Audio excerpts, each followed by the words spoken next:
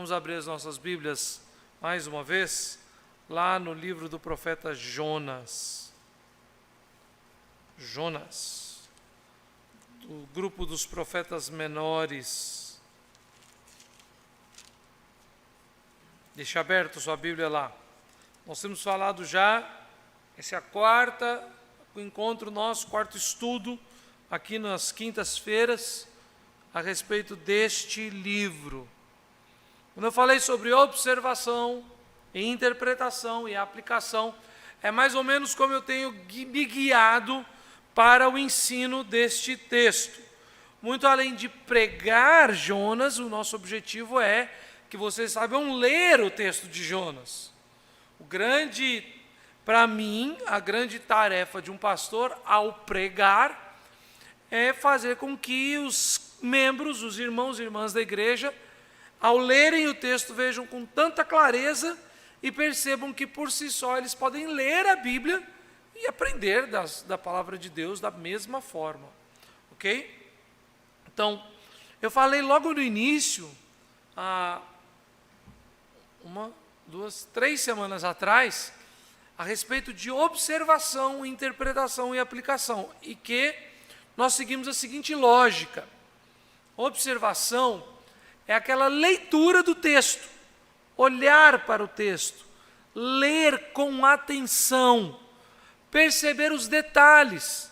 Um detalhe que eu chamei a atenção de vocês em Jonas capítulo 1 é como ele fala a respeito, a forma como ele faz a descrição de Jonas fugindo de Deus no versículo 3.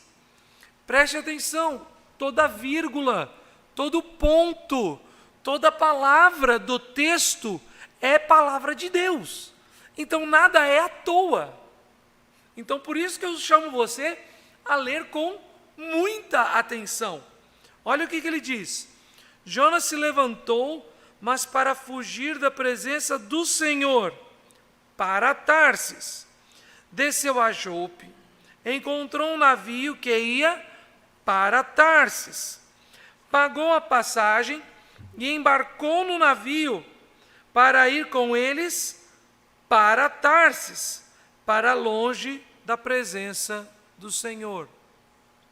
Isso daqui nós chamamos muitas vezes de quiasmo. Ou seja, eu tenho a verdade nas bordas e eu vou desenvolvendo a ideia quase que de fora para dentro. E olha que interessante. Ele fala para longe da presença do Senhor no início, no final ele termina como para longe da presença do Senhor, e no meio ele fala uma ação para Tarsis, segunda ação para Tarsis, terceira ação para Tarsis. Então Deus veio e falou com ele, então ele estava na presença do Senhor e o mandou para Nínive. E ele repete 3 vezes que ele foi para Tarsis, isso é uma ênfase. E isso na língua hebraica é exatamente a repetição 3 vezes, é para dar essa ênfase, é uma ênfase quase que um superlativo. Aqui não existiria isso, a gente usa, quando é necessário um superlativo, a gente usa a mesma explicação, só que não existe um correlato da língua portuguesa com a língua hebraica nesse sentido. Por exemplo, Isaías capítulo 6, e clamavam uns para os outros, os anjos, dizendo: Santo, santo, santo é o Senhor dos exércitos. Aqui a repetição no hebraico, no português seria um superlativo. A ideia não é que você tem que falar 3 vezes santo, santo. Santo, né? É que é como os anjos estão dizendo que o Senhor é santíssimo. Só que aqui em Jonas, nós não temos uma qualidade, não é um adjetivo, são ações. Então, obviamente, para ações não tem superlativo na língua portuguesa. Então, a relação que nós fazemos dessas 2 afirmações é que é a ênfase ao seu extremo. Não é? É a ênfase ao seu extremo, elevado ao cubo, a terceira potência. Né? Mais ou menos assim. Ou seja, é repetir 3 vezes a mesma coisa para dizer, é isso e acabou. Ok? Isso é muito importante. E a resposta está no início e no fim, nas bordas. Como é que eu faço isso? Como é que eu descubro isso? Isso não é interpretação, isso é observação. Então, quando nós falamos há 3 semanas atrás sobre observação, nós enfatizamos que a linha que segue um dos mais importantes hermeneutas do nossa geração, do nosso tempo, o professor ficou muito famoso no mundo inteiro e que moldou o estudo da palavra e da pregação expositiva de uma forma assim avassaladora, principalmente nos Estados Unidos e Brasil, um professor batista chamado Howard Hendrickson, do Dallas Theological Seminary, ou seja, do Seminário Teológico de Dallas, lá no Texas, né, lá entre os cowboys.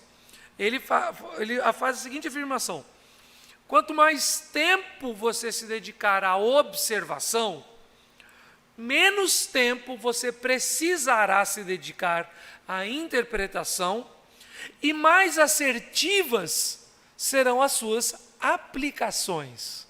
Observação, interpretação, aplicação. Mas da mesma forma, Hendrickson afirma, quanto menos tempo você se dedicar à observação, mais tempo você se dedicará à interpretação e menos assertivas serão as suas aplicações. Qual é o objetivo da leitura, do estudo, do ensino, da pregação de todo e qualquer texto bíblico? Alguns vão dizer, e usando mais ou menos assim, não exatamente as palavras de John Piper, que é um outro pastor batista norte-americano que no nosso tempo ficou muitíssimo famoso, mas usando mais ou menos a linha de pensamento dele, seria porque eu leio, porque eu medito, porque eu estudo, porque eu ensino, porque eu prego. Ele vai dizer, para a glória de Deus, para exaltar a Deus, para que Cristo seja glorificado através disso. Contudo, Cristo, ele, ao ser glorificado, aos seus eleitos, ele está dando um ensino transformacional. Ou seja, toda vez que a Bíblia é pregada, todos os eleitos de Deus deveriam ser transformados. Sempre. Todo domingo. Todo estudo de quinta-feira. Toda devocional da terça-feira. Toda vez que o pastor faz uma visita pastoral e lê e estuda a Bíblia com o irmão. Toda vez que vocês lerem e estudarem a Bíblia em casa, ou no culto doméstico, ou individualmente, no estudo dos jovens, e assim vai. Sempre deve haver transformação. E isso não é meramente uma atitude experimental, sensorial. Não estou dizendo que toda vez que o pastor Zé Alves pregar aqui no domingo, você tem que sentir um frio na espinha. Não estou dizendo que todo pregador que vier aqui, em qualquer momento, ele deve apresentar algo tão dinâmico, tão interessante e tão fascinante, que minha mente será elevada a um tipo de transformação. O que eu estou dizendo é que o ensino das Escrituras, ele está muito além de informação. O ensino das Escrituras é o Espírito de Deus agindo para transformar o nosso coração, reafirmar as verdades da fé que nós já carregamos, encorajar os que já são crentes, mas podem estar naquele momento desanimados, corrigir crentes salvos já, mas que têm alguns conceitos que estão contra a palavra de Deus, converter aqueles que o Senhor já chamou, mas ainda não os desafiou e os encontrou e os transformou. Reunir marido e mulher que estejam se desentendendo e a palavra vem trazê-los para junto de volta. Reestabelecer graça, paz e perdão no meio do povo de Deus, que às vezes a gente está meio empolvorosa e acaba um pisando no calo do outro. Ou seja, sempre é transformacional. Então, o objetivo do nosso estudo da palavra e da pregação da palavra, final, é aplicar. Às vezes, eu escuto um sermão muito bom e eu não escuto aplicação. Antigamente, eu não sabia o que era isso, mas depois que eu fui estudar um pouco, começa a me incomodar. E aplicação? E aplicação? O problema é que se não observarmos bem o texto, nós vamos interpretar o texto equivocadamente e as aplicações não gerarão transformação. Porque as aplicações, elas não podem ser geradas no intelecto do pastor, nem na vontade daquele que está sentado ouvindo. As aplicações precisam derivar exclusivamente das verdades que o texto está ensinando, do que o texto fala em si.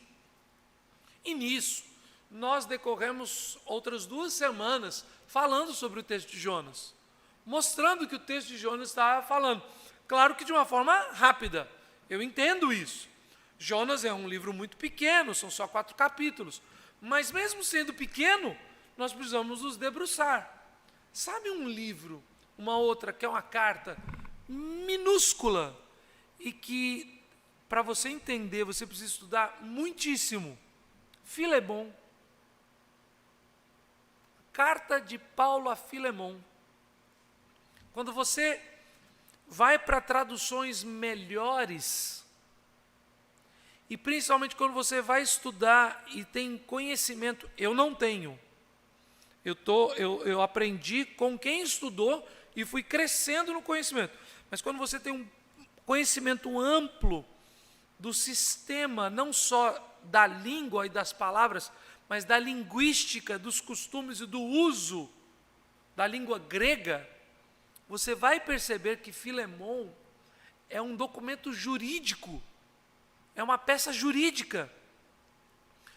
Paulo começa com considerandos. E todas as vezes que Paulo fala a Filemon em favor de Onésimo, ele usa o termo apelo. Apelo. No português, tem várias traduções diferentes e nunca tem a expressão apelo, que é a expressão grega. Quando você lê uma das melhores traduções que existe hoje na língua inglesa, que é a ESV, você percebe nitidamente como eu não estou acostumado com termos, com textos jurídicos, não sou jurista, mas na leitura do inglês, eu que estou acostumado com os documentos dos concílios da Igreja Presbiteriana do Brasil, são muito parecidos. Ou seja, é um argumento técnico dentro da lei em favor de alguém. E é interessantíssimo. E Paulo deixa claro ali em Filemon que ele adotou. Em português a gente lê, o filho que gerei em cadeias, né? Mas os termos no grego são de fato que ele é verdadeiro filho de Paulo, tendo sido gerado em cadeias. Ou seja, estando eles presos, Paulo passou a tê-lo como seu filho de fato. E agora, o que ele quer cobrar de Filemon? E diz que não cobrará, fará na graça. Aí ele falou assim, a minha herança, o que eu mereço, o que é de meu direito entre você e entre todos os crentes, peço que receba Onésimo em meu lugar. Mas para isso, gente, anos lendo e pregando Filemon e isso passando batido, porque é muito pequeno. Então Jonas, que também é pequeno, tem muita coisa que a gente acha que sabe. Acha que sabe. A fim de aplicar, eu preciso observar. E para observar, a primeira e mais essencial atitude é a atitude de total humilhação diante do texto. Humilhação mesmo. Não é mera humildade. Ou aquela pessoa boazinha. Nossa, tão humilde, né?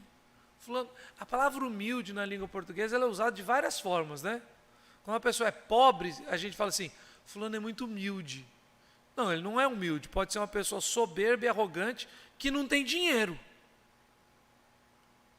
Ou pode ser uma pessoa que tenha muitas posses, mas é uma pessoa realmente humilde. A gente às vezes fala para uma pessoa que não tem muito conhecimento, muito estudo, então ela tem uma visão mais simples das coisas. A gente fala assim, fulano é muito humilde, é de criação humilde. Isso não é humildade, isso é uma pessoa simplória. Às vezes porque ela, até tendo conhecimento, estudo, carreira, etc., resolve ignorar isso e viver uma vida assim. Para mim, o que eu quero é saber do arroz e feijão todo dia no meu prato. Às vezes porque a pessoa realmente não teve muito acesso a estudo, etc. Mas eu conheci já na minha vida, pelo menos 2 ou 3 pessoas, que eu me lembro com o coração assim, saudoso, são pessoas sábias, profundamente sábias, conhecimento geral absurdo, semi-analfabetas. Então, ser simplório, na verdade, é a pessoa que fala assim, eu prefiro não saber de nada, e só saber do aqui, do agora, do arroz e feijão. Então, não precisa, a pessoa nem lê um jornal, nem ouve um rádio, não quer se informar de nada. E a gente fala assim, fulano é humilde. Humildade também não é ser caladinho, porque o Senhor conhece nosso coração, mesmo que a gente não fale nada. Humildade é o reconhecimento real de quem somos. E a Bíblia diz que nós não devemos pensar além do que convém a nosso próprio respeito. Sabe o que é além? É quando você pensa bem demais a seu respeito e também quando você pensa mal demais a seu respeito. Humildade não é ficar se autoflagelando para, tipo assim, eu sou uma pessoa péssima, eu sou burro, eu sou ignorante, eu não presto para nada nessa vida. Isso não é humildade. Humilhação diante do texto bíblico é dizer, Senhor, ajude-me na minha falta de fé. Me socorra, Senhor. Senhor, é simples para que eu leia o texto e enxergue todas as palavras e entenda o texto. Eu posso até ter os recursos suficientes para interpretação do texto, mas, Senhor, essa é a Tua palavra, é a Tua voz. Fala ao meu coração. Senhor, mostra para mim o que o Senhor quer que eu veja. Senhor, se revela a mim. Essa é uma atitude de humilhação. É quando você fala assim, nós vamos ter um estudo bíblico na igreja em Jonas. Aí você fala assim, Jonas, já li tantas vezes. Ô pastor, vamos para alguns assuntos mais picantes aí, né? Vamos falar de escatologia, da marca da besta, vamos falar das 7 cabeças do dragão. Não, quem disse que você já ouviu tudo em Jonas? Nós não ouvimos nada ainda em Jonas. Nós vamos ouvir quando tiver Jesus do lado de Jonas e Jesus vai estar dizendo para a gente na eternidade. Lembra lá? Jonas nem entendia, mas deixa eu te contar o que eu estava fazendo nessa história aqui. Então, nós precisamos dessa atitude de humildade para observar bem, porque o objetivo final é transformacional, a fim de que apliquemos. Então, se você quer interpretar bem, para que possa aplicar, você precisa observar bem. Bom, nós já observamos esse texto, como eu disse, um pouco corrido, mas já observamos esse texto. Nós já vimos algumas questões básicas, por exemplo, da estrutura do texto. Todo texto tem uma estrutura. A estrutura é como se fosse um desenho de uma ponte.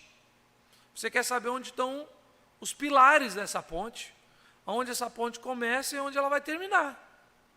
Onde começa a história, onde ela termina. A história começa com Deus falando com Jonas e termina com Deus falando com Jonas. A história começa com Deus falando com Jonas a respeito da maldade dos ninivitas. Não é isso que está escrito no capítulo 1, versículo 1? Versículo 2. Levante-se, vá à grande cidade de Nínive e pregue contra ela, porque sua maldade subiu até a minha presença. E a história termina com Deus falando com Jonas a respeito da bondade de Deus. Ele termina dizendo o seguinte: você tem compaixão da planta que não lhe custou nenhum trabalho, você não a fez crescer, numa noite ela nasceu e na noite seguinte desapareceu, E você não acha que eu deveria ter muito mais compaixão na grande cidade de Nínive, em que há mais de 120 mil pessoas e que não sabem distinguir entre a mão direita e a mão esquerda, e também muitos animais? A história começa com Deus falando com Jonas a respeito das maldades dos ninivitas. A história termina com Deus falando com Jonas a respeito da bondade de Deus. Então a gente sabe de onde vai sair e para onde vai chegar. Se o lugar final onde a gente vai aterrissar, depois de ter feito essa viagem por Jonas, é ver a bondade de Deus, então nós podemos entender que a profecia de Jonas, ela tem o objetivo de revelar o caráter de Deus. Afinal de contas, um argumento que eu tenho repetido aqui, sempre que eu prego, e aqui nesses estudos de quinta-feira, é que a Bíblia é a palavra de Deus, a respeito de Deus, para a glória de Deus. A Bíblia é a palavra de Deus, a respeito de Deus, para a glória de Deus. E o que nós estamos falando? O que eu estou falando com essas 3 frases? Que o objetivo da Bíblia é revelar o caráter de Deus. E conhecereis a verdade, e a verdade vos libertará. Essas palavras não pertencem a Jair Messias Bolsonaro. Essas palavras são do lábio das bocas do Senhor. E o que é a verdade? A tua palavra é a verdade. E o próprio Cristo encarnado diz: eu sou o caminho, a verdade e a vida. Quando nós vemos Paulo falando sobre a couraça, nós estamos falando sobre a armadura de Deus, né? Para os leitores da carta aos Efésios, do capítulo 6, ele fala sobre a verdade. Né? Nós temos que usar essa armadura e ela tem um cinturão que prende tudo, é a verdade. É a verdade da palavra, a verdade de Deus, é Deus se revelando. E Cristo é a verdade porque Ele é a revelação encarnada. Então nós temos que pegar o todo da Escritura, porque é útil para o ensino, para a correção, para a repreensão, porque a Escritura é usada pelo próprio Cristo, por toda a Escritura Ele ensinou os seus discípulos na estrada de Emaús, porque o próprio Jesus cita inúmeras vezes o Antigo Testamento, mostrando o cumprimento das profecias nele mesmo, porque o próprio Filipe, orientado pelo Espírito de Deus, e pergunta ao eunuco se ele entendia o que ele estava lendo, e ele, como é que o Filipe prega ao eunuco e o eunuco se converte? Explicando desde Isaías por todo o Antigo Testamento. É o que está lá no texto de Atos. Então, quando eu paro para observar o texto bíblico, eu quero ouvir mais de Deus, eu quero conhecer o caráter de Deus. A observação do texto bíblico é para que eu possa observar. A estrutura de Jonas já é clara. Deus falando sobre a maldade dos ninivitas com Jonas, Deus falando com Jonas sobre a sua bondade. E todo o livro de Jonas é permeado pelas falas de Jonas. E todas as grandes afirmações de Jonas são a respeito de quê? Do caráter de Deus. Capítulo 1, ele fala que ele é um hebreu, né? E que ele serve a Deus. Versículo de número 9, eu sou hebreu e temo o Senhor, o Deus do céu, que fez o mar e a terra. Depois, no capítulo 2, ele fala novamente a respeito de Deus, e ele fala assim, no versículo 7 em diante: quando dentro de mim desfalecia a minha alma, eu me lembrei do Senhor, e subiu a ti minha oração no teu santo templo. Os que adoram ídolos vãos abandonam aquele que lhes é misericordioso, mas com a voz do agradecimento eu te oferecerei sacrifício, o que prometi cumprirei. E o que ele fala a respeito de Deus aqui, do caráter de Deus: ao Senhor pertence a salvação.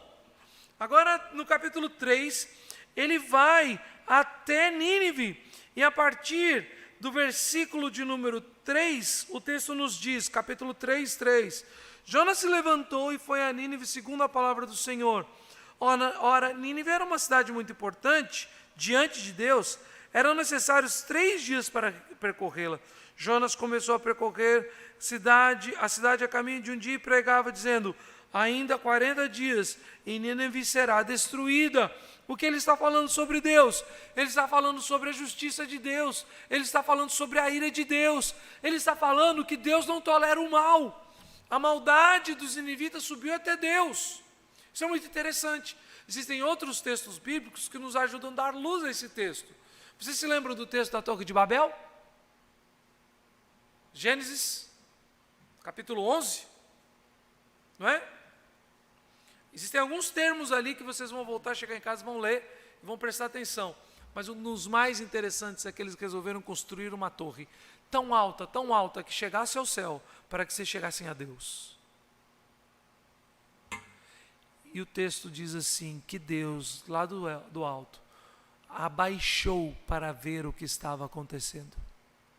Deus desceu para ver o que estava acontecendo. Os homens tolos achavam que, tipo assim, se eles fizessem que hoje nós chamamos de arranha-céu, né?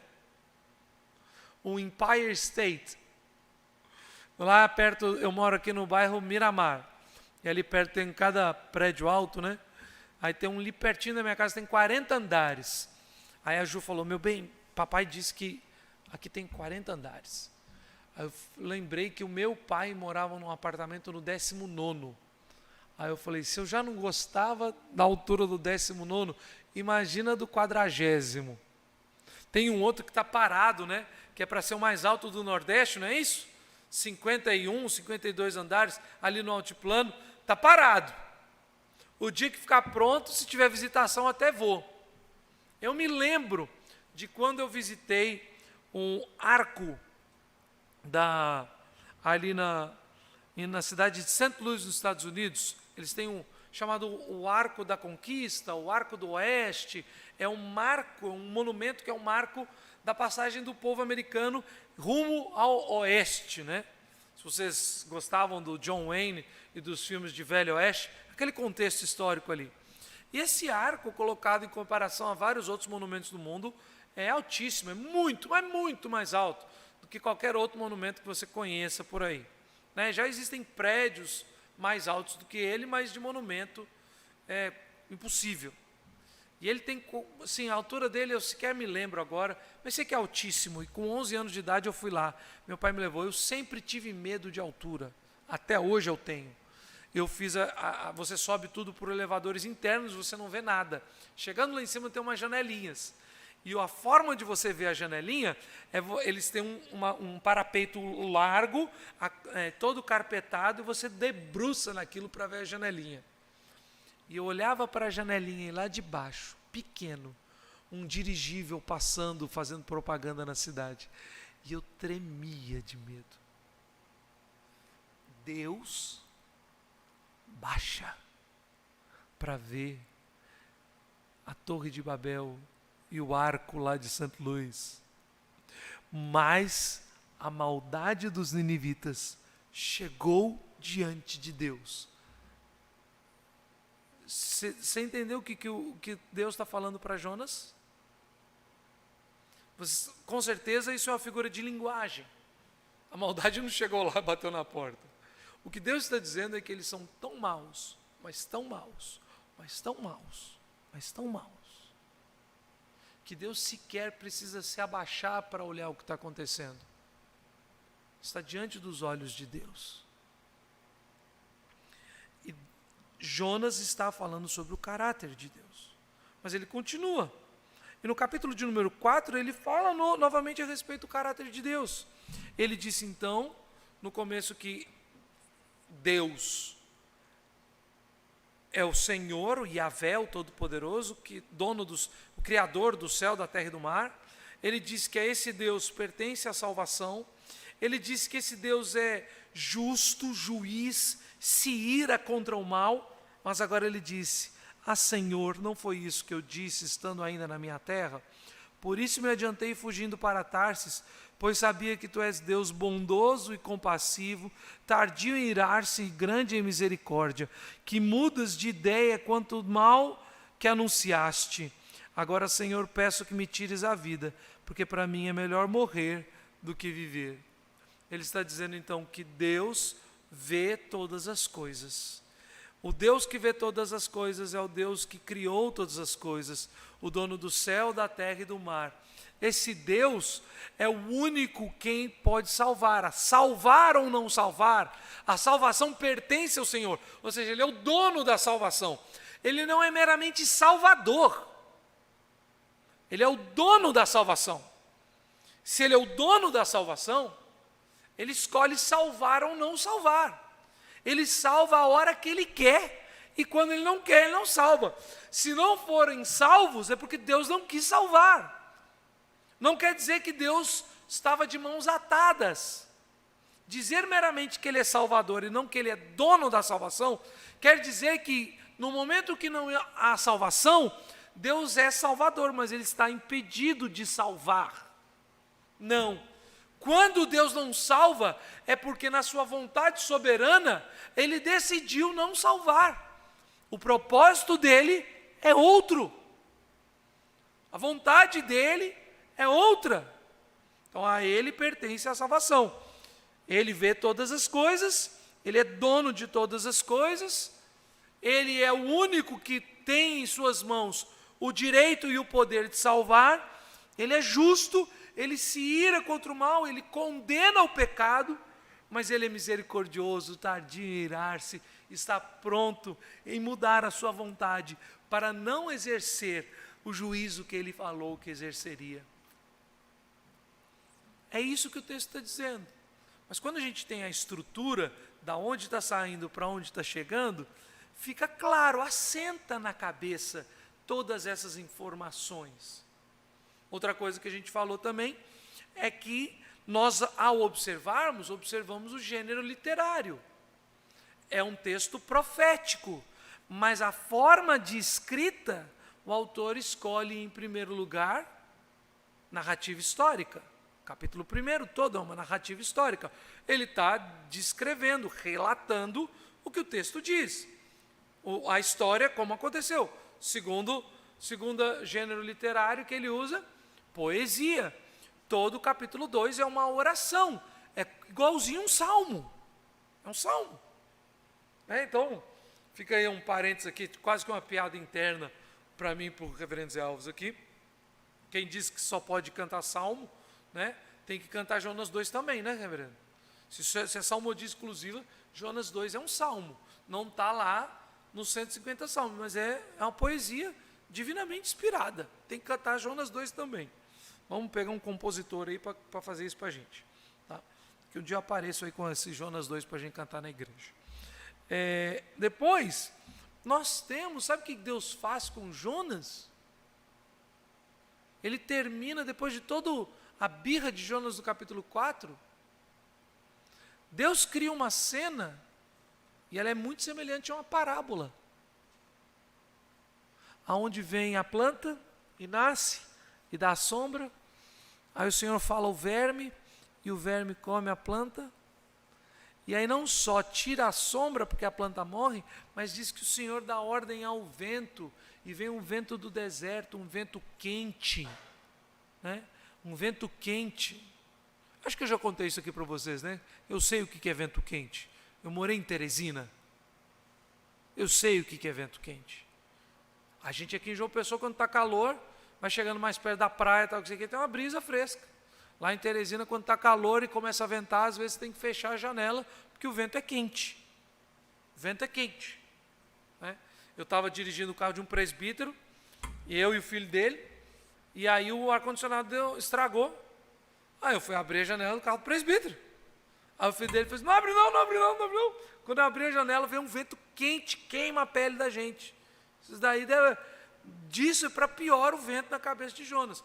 Deus coordenou isso, ele está fazendo uma encenação com Jonas.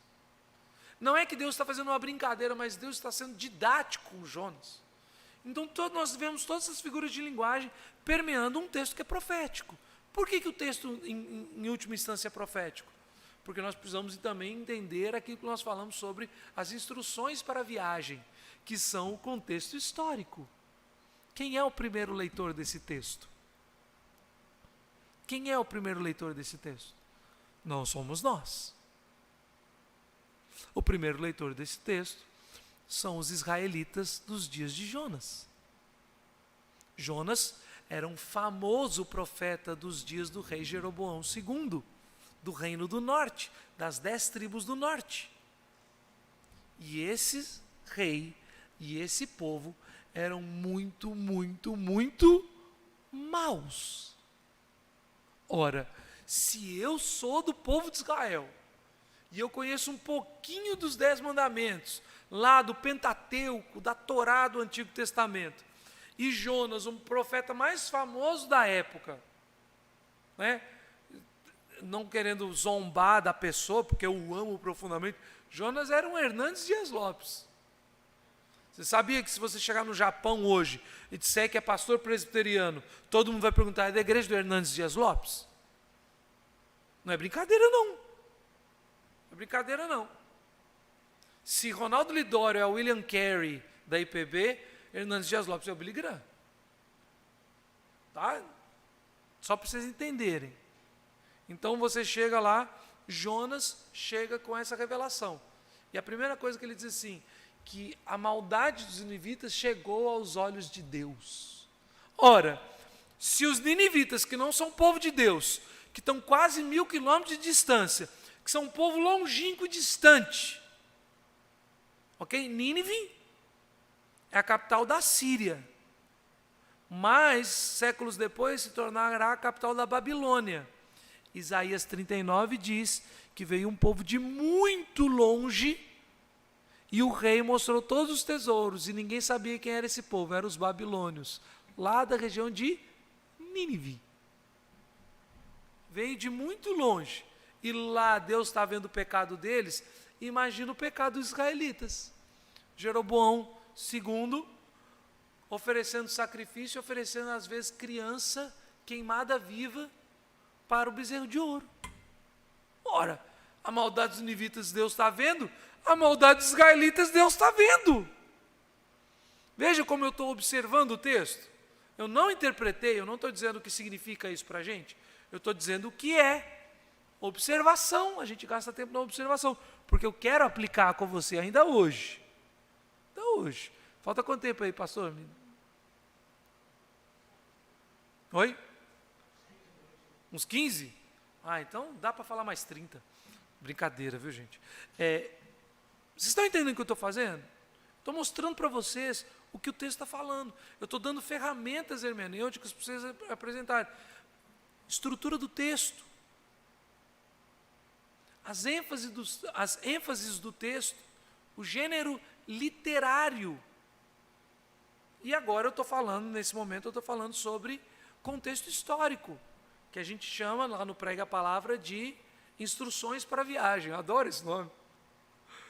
Por que são instruções para viagem? Porque o maior erro que a gente tem para interpretar e para aplicar é que a gente viaja lá para o passado, entende tudo o que acontece e não sabe como trazer essa bagagem toda de volta para cá. Já fez essa viagem assim? Foi viajar de férias, comprou tanta coisa, ganhou tanto presente. Aí, eu estou indo para Minas agora de madrugada. Eu estou indo com castanha para voltar com queijo. E eu só posso com 10 quilos. 10 quilos para ir, 10 quilos para voltar. Você passa tanto aperto, você não sabe como é que vai fazer voltar. Tanto doce, tanto queijo. Né? Tem que voltar. Falei para a Juliana que eu vou começar a levar a mala despachada vazia só para voltar com queijo. Né? Então, e o grande erro, a instrução para a viagem é para te ensinar a ir e a voltar. Para que você não fique preso no passado. Porque esse texto é tão verdade para os dias de Jonas como para hoje.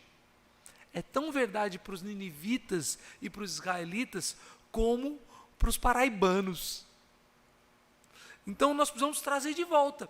E ao voltarmos, o único caminho para voltarmos, porque nós somos o povo da aliança do Novo Testamento, isso é uma forma hermenêutica de falar. Obviamente eu sou presbiteriano, confessional, reformado, então eu sou aliancista, uma aliança só, mas nós falamos da dispensação do Novo Testamento, né? Então nós estamos falando sobre voltar, e o caminho de volta é pela cruz, é pelo Evangelho. Como as verdades que o leitor, o israelita não ninivita, os israelitas dos dias de Jonas, como essas verdades a respeito de quem é Deus, quem é o Deus de Israel, como essas verdades se revelam ao longo da progressão das Escrituras e como todas elas são exaltadas na última potência, na pessoa do Senhor e Salvador Jesus Cristo, pois Ele é o próprio Deus. E como então agora, ao ler Jonas, eu tenho uma mensagem para a igreja, que é o povo de Cristo, e não uma mensagem só do Antigo Testamento. Fazendo isso, eu estou querendo que você evite 2 erros básicos de aplicação. Cheguei, ufa. O primeiro erro, nós, eles. Esse é o mais clássico erro de aplicação das verdades do texto bíblico. Nós, eles. Ou eles e nós. E no caso de Jonas, ele e eu. É quando eu pego o personagem principal do texto, que faz todas as ações e que sofre todas as ações, e eu coloco ele como padrão, como um exemplo, e agora quero falar, o que ele fez de bom eu faço, o que ele fez de errado eu não faço. Mas se isso fosse desse jeito, eu ia dizer assim, meu irmão, né? Eu vou falar para o irmão Nilson, não desobedeça a Deus, senão a baleia vai te engolir. Quando a gente pega o registro do Antigo Testamento, o registro histórico, só com esse paralelo, Jonas fez isso de errado, Jonas fez isso de certo, Jonas depois errou nisso também, e você quer colocar isso como um padrão para você, você vai errar. Você vai errar.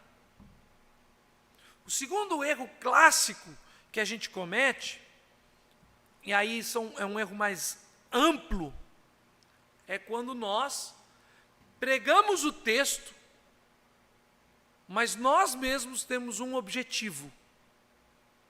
Então, basicamente, quando eu falo assim, me convidaram para falar na formatura do curso de Direito da Universidade Federal, e me deram um tema, e o tema é a lei de Deus e a justiça. Pô, maravilhoso esse tema. Imagina a oportunidade de falar na formatura do Direito da Federal sobre esse tema. Glória a Deus. Aí você pega um texto bíblico e quer encaixar dentro desse tema. As aplicações normalmente são desastrosas. Nem por isso você não pode fazer uma palestra em si, recheada da verdade das Escrituras, sobre esse tema. Fazer palestra sobre um tema não tem problema nenhum. O problema é quando você pega um texto inteiro e quer encaixar, forçar no tema. O tema sai do texto, a ideia sai do texto, a verdade sai do texto. Você não propõe uma ideia ao texto, é o texto que dita a ideia para você. E a grande ideia aqui de Jonas é essa. Não é sobre Jonas, é sobre Deus. É sobre o caráter de Deus. E nós estamos falando que o Senhor Todo-Poderoso, que fez o céu, a terra e o mar, a quem pertence única e exclusivamente o poder e a autoridade de salvar, esse Senhor, diante de toda a maldade de Nínive, envia o seu profeta para que, pregando, eles creiam, e crendo eles, o Senhor seja misericordioso e o salve. É exatamente isso que está no livro de Jonas. Se eu fosse pegar essa mesma temática que é a que surge do livro de Jonas, de uma forma mais ampla, eu diria que Deus, Senhor da terra, do céu e do mar, justo e verdadeiro, o único que pode salvar, envia o seu profeta a homens e mulheres maus e pecadores, a fim de libertá-los e de derramar sobre eles misericórdia. Mas isso eu posso falar sobre Jesus, não é mesmo? Lembra que há 2 semanas atrás eu ainda enfatizei para vocês que Jonas é filho de Amitai, da cidade de Gat-Éfer, da terra de Zebulon. Onde você está lendo isso? Não está em Jonas? Não está dizendo aqui Jonas, filho de Amitai? Então você vai procurar na Bíblia Jonas, filho de Amitai. 2 Reis, né? Capítulo 23. Aí vai dizer que o Jonas, profeta da terra, das tribos do norte, do reinado de Jeroboão II, filho de Amitai, era da terra de Gat-Éfer. Aí você diz, Gat-Éfer, onde mais está falando de Gat-Éfer? Aí você vai em Josué, quando se distribui a terra para as tribos. E você vai ver que Gat-Éfer é uma das cidades da tribo de Zebulon. E aí quando você chega nas profecias, você vai ver sobre a Galiléia dos gentios, terra de Zebulon. Então a distância de Gat-Éfer é menos de 10 quilômetros para uma outra cidadezinha insignificante lá na Galiléia, chamada Nazaré. Jonas de Gat-Éfer é o profeta que prefere morrer ao invés de fazer a vontade de Deus. Eu falei isso para vocês já. Jesus de Nazaré é o profeta que, a fim de fazer a vontade de Deus, se coloca para morrer. Jonas é aquele que não quer ver Deus perdoar, mesmo que isso signifique o não perdão para o seu próprio povo. Jesus é aquele que pede para que o Pai perdoe os seus próprios inimigos. Perdoe-lhes, pois não sabem o que fazem.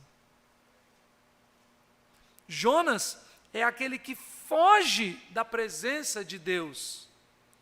Jesus é aquele que, sendo Deus, não julgou como usurpação o ser igual a Deus, antes se esvaziou, tomando forma de servo.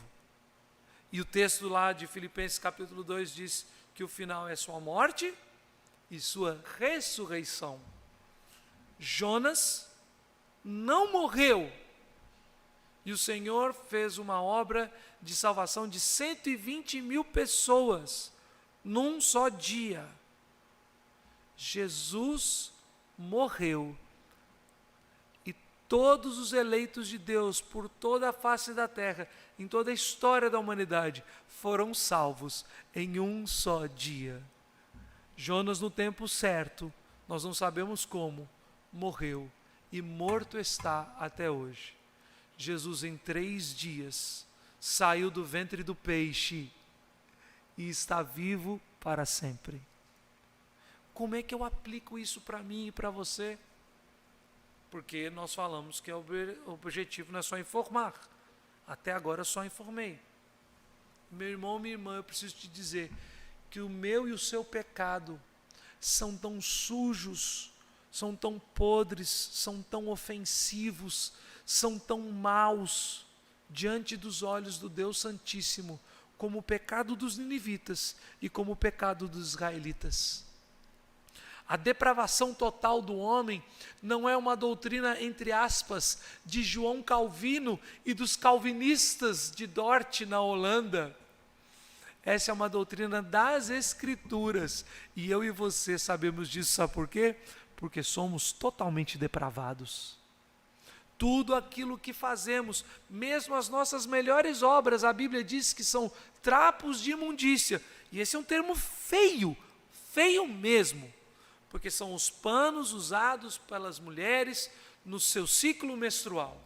E são as nossas mais belas obras. Mas a obra de Cristo perfeita e verdadeira, ela agrada ao Pai. Nós somos pecadores, como os ninivitas, como os israelitas. Sabe o que aconteceu com os ninivitas? Eles creram, se arrependeram e receberam a misericórdia de Deus. Sabe o que aconteceu com os israelitas? Eles até leram Jonas, mas não creram, não se arrependeram e foram destruídos para sempre. Você acha que você é melhor do que qualquer um deles? Eu tenho certeza de que eu não sou. Se hoje não houver fé, arrependimento e humilhação diante de Deus, eu também serei destruído eternamente, como foram os israelitas e como foram os ninivitas da geração seguinte, porque nos dias de Naum ele profeta contra os ninivitas. Ou seja, essa mensagem precisa ser reproduzida por nós, para os nossos filhos, para os nossos netos.